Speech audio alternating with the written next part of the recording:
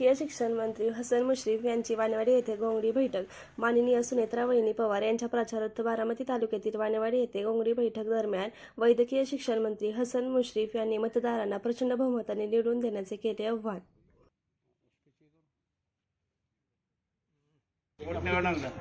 तर श्रीमती सुनेत्राताई पवार यांच्या प्रचारार्थ आपल्या महाराष्ट्र राज्याचे कॅबिनेट मंत्री हसनजी मुश्रीफ साहेब, वैद्यकीय शिक्षण मंत्री महाराष्ट्र राज्य, आपल्या मुस्लिम समाजाचे व सर्व समाज बांधवांचे, गावकऱ्यांचे, मतदार बंधू भगिनींचे घोंगडी बैठकीसाठी वानेवाडी ते आले, त्याबद्दल त्यांचं ह्या परिसराच्या वतीने सर्वांच्या वतीने स्वागत करतो.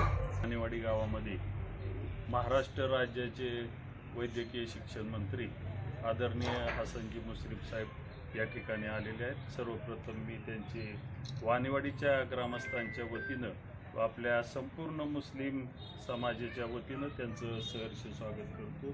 त्याचप्रमाणे उपस्थित पुरुषोत्तमदादा जगताप, चेअरमन श्री सोमेश्वर सहकारी साखर कारखाना यांचंही स्वागत करतो.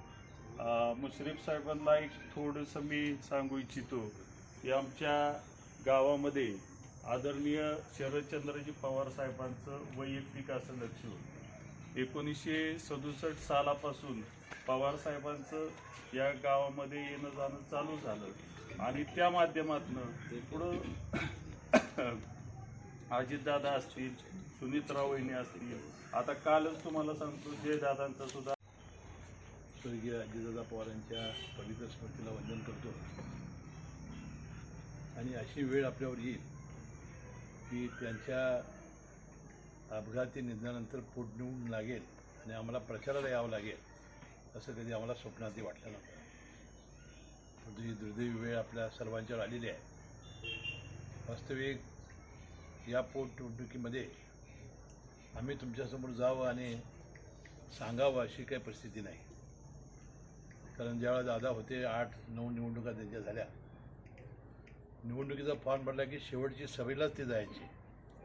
आणि त्या काळामध्ये आपण सर्व बहादर कार्यकर्त्यांनी लाखापेक्षा जास्त मताधिक्य, मला वाटते 2 वेळा तरी देशामध्ये रेकॉर्ड करण्याचं काम तुम्ही बहादर कार्यकर्त्यांनी केलेलं आहे. अशा कार्यकर्त्यासमोर जाऊन या निवडणुकीत आपण काम करावं, चांगलं मतदान करावं हे सांगणं वास्तविक आमच्यासारख्याला खरोखर शोभत नव्हतं.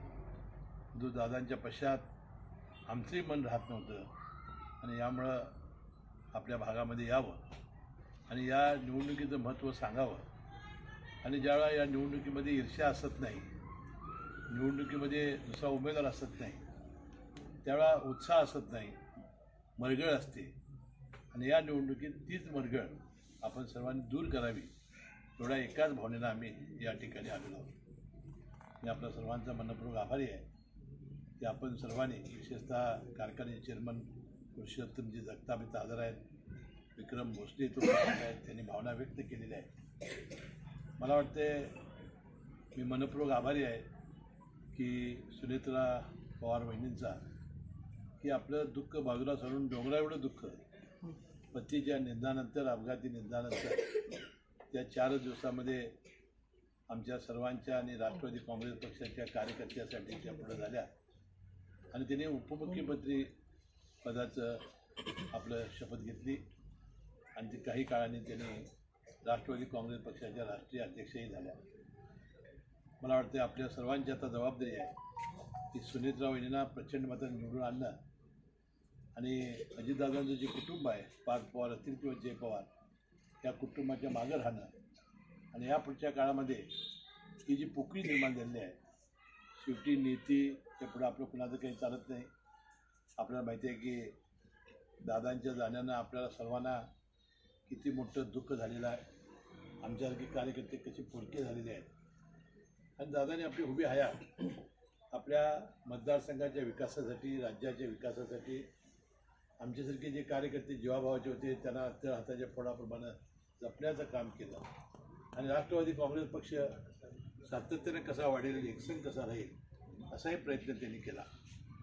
आपल्याला माहिती आहे की आम्ही विधानसभेची माझी 7 निवडणुका माझ्या झाल्या. या 7 निवडणुकीत आम्ही लोकांना काय सांगत होतो, मला निवडून द्या, मी बारामती करतो. म्हणजे बारामतीचा विकास हा कुठलीही गोष्ट आली की मी अनेक वर्ष त्यांचा मंत्रिमंडळाचा सहकारी आहे. 99 पासून ज्या ज्यावेळेला दादांनी शपथ घेतली त्यावेळेला मी मंत्रिपदाची शपथ घेतलेली आहे. आमच्याकडे मला वाटते आपल्या बूथला किती मतं आहेत, किती मयत आहेत, किती हयात आहेत, किती बाहेर आहेत, त्यांच्या फोन नंबरसह या ज्या कार्यकर्त्यांनी काढलेले आहेत. मला वाटते त्याविषयी सकाळपासून जगताप साहेबांनी सांगितल्याप्रमाणे लवकरात लवकर माणसं बाहेर काढणं आणि सातत्यानं कोण राहिलेलं आहे त्याला जाऊन आणणं आणि या निवडणुकीत एक जागतिक रेकॉर्ड करण्याचं काम आपण सर्वांनी केलं तरच खऱ्या अर्थानं अजितदादांना श्रद्धांजली व्हायल्यासारखं होईल. एवढी विनंती करायला आम्ही आलेलो आहोत. कारण दुसरं कधीच आम्हाला या 40 वर्षाच्या काळात कधी बारामतीमध्ये प्रचाराला आम्ही आलो नाही. म्हणजे हा दुर्दैवी प्रसंग आपल्यासमोर आहे. शेवटी आमचंही मन राहत नव्हतं. अनेक पक्षाचे लोक येत होते. अनेक वर्ष ज्यांना मंत्री केलं ते लोकच गेले नाही तर लोक काय म्हणतील की लोकभावना आम्हाला सातत्यानं अस्वस्थ करत होती. आणि मला वाटतं या निमित्ताने आपल्या सर्वांना भेटावं आणि आपल्याला या निवडणुकीचं महत्त्व समजावून सांगावं. जास्तीत जास्त मता गेल्या वर्षी दादा हयात असताना 72% मतदान झालेलं आहे. मला वाटतं जास्तीत जास्त मतदान आपल्याला करावं लागेल. दादा होते त्यावेळेला कुणालाच काळजी नव्हती. दादाच्या पश्चात सुनेत्रा पवार वहिनींची जी जबाबदारी आणली आहे त्याने आपण सर्वांनी एक साथीनं एकजुटीनं त्याच्या मागं राहणं ही सगळ्यांची आपली गरज आहे असं मी सांगतो. आणि पुन्हा एकदा आपण या निवडणुकीत 23 तारखेला चांगलं काम करावं. मला वाटते 21 तारखेला दुपारी ही शेवटची प्रचाराची सभा होणार आहे. मुख्यमंत्री फडणवीस साहेब, एकनाथ शिंदे साहेब, सुनेत्रा वहिनीसारख्या उमेदवारच आहेत. या सगळ्यांच्या समेत जी बारामतीला जाहीर सभा होणार आहे त्याही सभेला आपण उपस्थित राहावं अशी विनंती करतो आणि आपली रजा घेतो. जय जय महाराज. प्रेमी आणि आमच्या गावाचं बी प्रेम आमच्या दादांनी आजपर्यंत आम्हाला काही कमी पडून दिलं नाही. गावाने बी कमी पडून दिलं नाही आणि आमच्या गावात मुस्लिम हिंदू असा प्रकार नाही. इतकं दादाचं आमच्यावर अतोनात प्रेम होतं. दादांनी 80 लाखाचा निधी आपल्या कब्रस्तानला दिलाय, आम्हाला ईदगेसाठी दिलाय दादांनी. आणि आता बी काय देणार आहे ती बी त्यांनी आश्वासन दिलं. तर मुस्लिम जमात वानेवाडीचा आज आमचा एक प्रकारचा हात निकामी झाला असं मी मानतो. आणि दादांना मी सर्व मुस्लिम जमात वानेवाडी मुरुम या परिसरातील सर्व आलेले सर्वांच्या वतीने जमातीच्या वतीने भावपूर्ण श्रद्धांजली वाहून मी मुश्रीफ साहेबांचं आभार मानत आहे. वानेवाडी गावाला आमच्या भेट दिली म्हणून. जय हिंद, जय महाराष्ट्र.